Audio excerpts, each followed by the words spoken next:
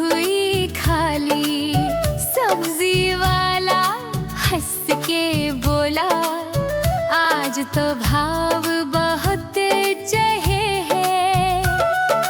बिल्ली बोली, हाय रे राम, कैसे चलेगा मेरा काम, थैला लेकर आई थी मैं,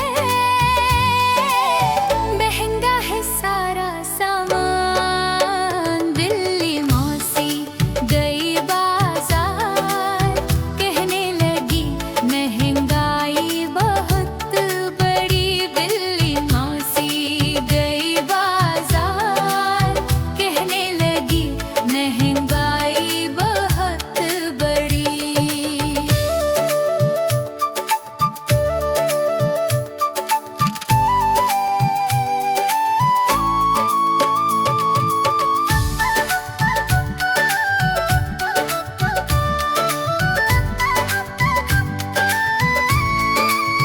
खले में भर कर चूहे खरीदे, कहने लगी,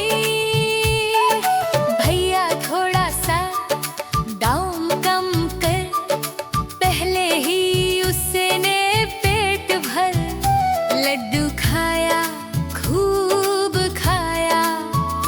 फिर चूहों को देख मुंह में पानी खा भर आया।